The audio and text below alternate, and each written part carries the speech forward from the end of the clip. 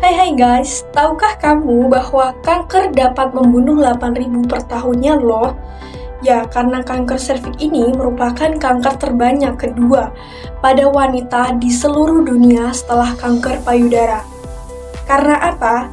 Karena kanker serviks ini setiap 2 menit di dunia satu perempuan meninggal, dan setiap 1 jam di Indonesia satu perempuan meninggal karena kanker serviks.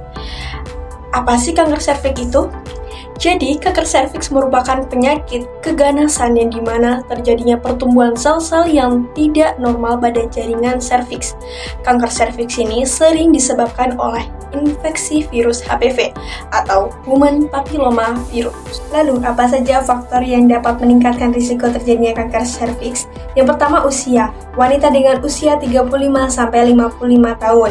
Kemudian ada perilaku seksual, yang dimana hubungan seksual di usia muda yang berganti-ganti pasangan seksual.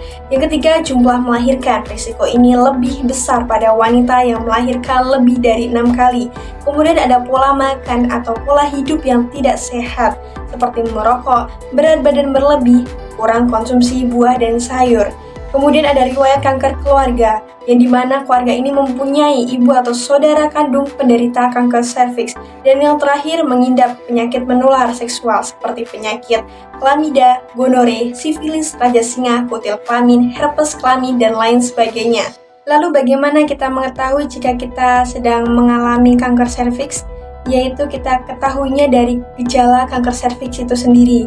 Yang pertama yaitu keputihan yang tidak biasa. Biasanya keputihan ini yang berbau tidak sedap, berwarna yang tidak biasa, atau keputihan yang bercampur dengan darah. Kemudian ada perdarahan vagina yang tidak normal di luar siklus menstruasinya. Kemudian ada perdarahan saat atau setelah berhubungan seksual. Dan yang terakhir, nyeri pada panggul yang tidak berhubungan dengan siklus menstruasi.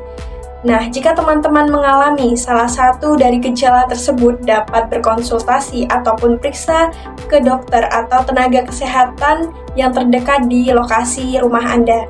9 dari 10 perempuan dapat dicegah dengan hanya melakukan pemeriksaan IVA dan Pap smear. Lalu, apa sih pemeriksaan IVA itu? Jadi, pemeriksaan IVA atau inspeksi visual asam asetat merupakan pemeriksaan visual pada serviks menggunakan asam cuka dengan mata secara langsung untuk mendeteksi abnormalitas berupa perubahan warna setelah dilakukan pengolesan asam cuka. Mengapa memilih IVA test? Karena pemeriksaan IVA ini direkomendasikan oleh WHO karena memiliki beberapa kelebihan. Antara lain, yang pertama, aman dilakukan oleh tenaga medis ahli. Yang kedua, praktis, tidak butuh waktu lama mengetahui hasil pemeriksaannya. Yang ketiga, gratis, tanpa biaya khusus bagi pemegang kartu BPJS. Yang keempat, efektif, akurasi tes sama dengan tes lain. Yang kelima, mudah, tersedia di puskesmas, bidan, dan dokter yang terlatih. Teman-teman, jika ingin pemeriksaan IVA tes, perlu diketahui bahwa ada syarat-syarat tes IVA itu sendiri. Yang pertama, sudah pernah melakukan hubungan seksual. Yang kedua, tidak sedang haid atau hamil. Yang ketiga, 24 jam sebelum pemeriksaan tidak melakukan hubungan seksual. Yang keempat, tidak sedang menggunakan obat atau pembersih area vagina. Yang kelima, tidak sedang menggunakan alat di area vagina. Karena apa? Karena supaya nanti hasilnya akurat, hasilnya sesuai dengan kriteria syarat-syarat tes IVA itu sendiri, seperti itu. Lalu bagaimana jika sudah pemeriksaan tes IVA? Hal yang dilakukan setelah tes IVA. Yang pertama, jika hasilnya positif, itu melakukan pengobatan langsung oleh dokter umum atau bidan yang sudah terlatih. Kemudian, jika hasilnya negatif, disarankan untuk melakukan pemeriksaan ulang secara berkala setiap 1-5 tahun sekali.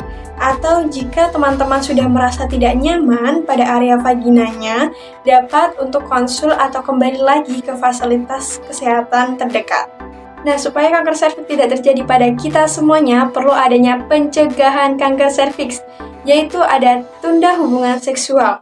Menunda hubungan seksual sampai setidaknya berusia 20 tahun. Kemudian tidak berganti-ganti pasangan seksual. Kemudian gunakan kontrasepsi kondom. saat melakukan hubungan seksual untuk proteksi terhadap infeksi. Kemudian tidak merokok maupun tidak berada pada lingkungan orang yang merokok. Kemudian rutin berolahraga supaya tubuh kita tetap sehat. Kemudian pola makan sehat, vitamin A, C, E, dan beta-karoten mengandung antioksida yang bermanfaat dalam menghambat pertumbuhan sel kanker dan meningkatkan sistem kekebalan tubuh. Kemudian vaksin HPV. Hal ini pemberian vaksin disarankan pada perempuan usia 10-55 tahun. Tidak dianjurkan untuk wanita hamil maupun wanita menyusui. Dan yang terakhir, menjaga kebersihan daerah kewanitaannya. Terkait pencegahan kanker serviks, menjaga kebersihan daerah kewanitaan sebagai berikut. Yang pertama, membasuh dengan air bersih dan tidak menggunakan sabun. Karena apa? Supaya area vagina kita terhindar dari iritasi kulit karena sabun mengandung pH yang tinggi. Kemudian membasuh dari area depan ke area belakang untuk menghindari kontaminasi bakteri. Selanjutnya, usahakan daerah kewanitaan tetap kering terutama setelah BAB atau BAK agar tidak lembab. Selanjutnya, gunakan celana dalam berbahan katun dan tidak terlalu ketat untuk memperlancar sirkulasi udara. Kemudian yang terakhir, mengganti pembalut secara rutin pada saat menstruasi minimal 4 jam sekali atau jika sudah tidak nyaman dapat segera mengganti pembalutnya. Ayo cegah kanker serviks, lakukan deteksi dini dengan IVA. Mencegah lebih baik daripada mengobati.